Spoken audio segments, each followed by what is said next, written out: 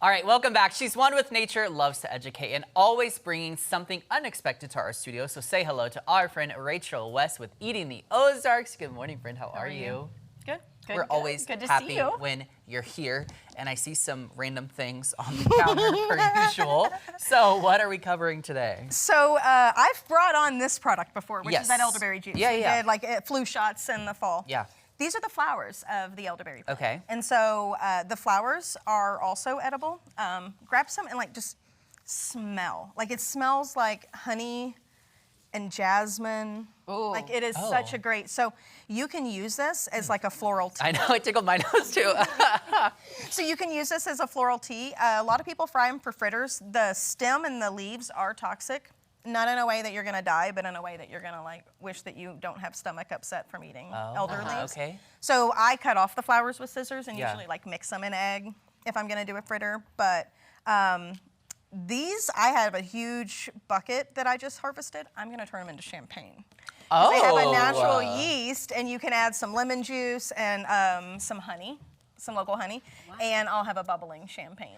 Okay, It's see- got that smell and that flavor, and so it's like Chardonnay, Pinot, back. This is why I love you, because you say that, but it makes sense, but the craziest things, I'm like, how is that even possible? Like, I would never think that to that. Like, how do you come up with all these different From ideas? toxic to champagne. literally, I'm like, lots of books, but the elder champagne is something that is like known in like a lot of different foraging worlds Okay. and stuff. So it's just, it's one of those if you know, you know. Yeah, it's But foreign to us, now but not you foreign to know. you. Yeah. we know.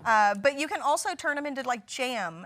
You could Okay. like, yeah, there's just a lot of things that you can Yeah. do. But if you do harvest the flowers and you've only got a small patch, just know you won't end up with the fruits because the flowers will turn into the fruits. So okay. these are like, when I'm floating the river and I know I'm not gonna hit back in that area, I'll gather enough for. Okay. Okay, so remind me again. So you're cutting off like literally. I use scissors, so I'll hold it like Yeah. this and I'll just cut because this tiny amount of stem is fine as long as they're getting cooked or in a tea. Okay. You just don't want large amounts that you're like chomping and eating. on. Yeah. Like when I say Okay. fritter, I wouldn't want you to think that you would just use this whole thing. Right. Okay. That makes sense. That's the only reason. Where does elder grow best? Is it here in Southwest Missouri? Like you said, when you're floating, So- you might stop off. Elderberries usually naturally will grow like near water. They're an understory. Oh.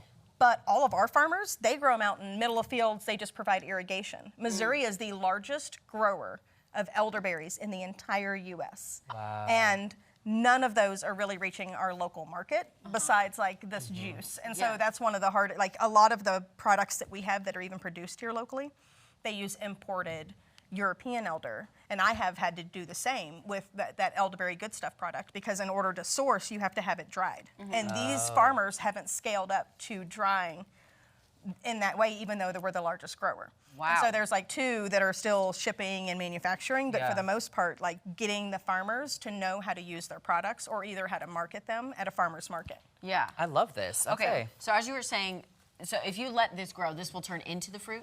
Yes, ma'am. Okay. And so these, they'll close. They'll close around. These are just unopened flowers, but they'll kind of look like these little balls. And then they'll end up turning, they'll go like a bright green, and then they'll end up ripening into that anthocyan deep blueberry purple. But the flowers not only have a lot of yeast, but also the berries. So you can start a wine or a ferment, elderberry beer, Yeah. if you wanted to. This makes so off much of more the sense now berries. because earlier all I was thinking about while you were talking is I was like, how do we go from this to like that elderberry look that we know? I was like, I don't understand how that goes to purple, but now I'm caught up. Okay. Yeah, and so that's just your covered berries. Yeah, that but makes it's sense. also an excellent adaptogen. And the flowers can make you have a decreased body temperature, like break Oh. a fever. And so either drinking a tea or even having a bath with elderflowers can reduce your body temperature. So if you have a fever, so. Wow. I know. Write it all down. Seriously, Everyone, write it all down. notations. Yeah.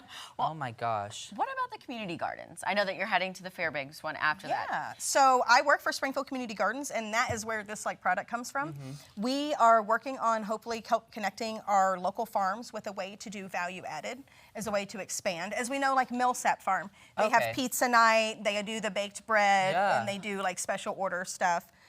We're learning that a lot of our farmers can't make it on just selling produce. They have to have a pizza night. They have to have something that's outside of the growing season or that helps them. And so value added, if you have, say, strawberries, and you're at the end of season, or it's not a great day for picking because it's too hot to get people to your farm, if you can turn that into a jam that's then available at the next time you have customers or at a thing, it's helping them expand what they already have. Yeah, And so, very interesting. I'm going to the market garden to get some photos to be able to advertise, and then I'm going to head over to the Battlefield Farmers Market. We just started accepting senior age benefits, and so seniors can receive, I think it's either 30 or 50, don't get me lying, worth of local farm produce. Am I doing it? And then the SNAP benefits, they also can receive, like through WIC.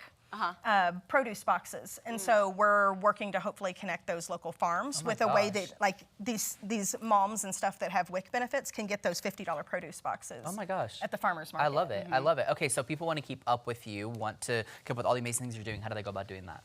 Right now, it's Springfield Community Gardens. Okay. On their Facebook page, that's where we post most of all of our workshops and events and things like that for farmers. Very good. All right. Well, thank you for being Thank here. We you always for this appreciate lesson. it. Yes. Elderflower. Yes. All right, it is time. It is the season, I should say, for firecracker eggs. We got the egg lady next.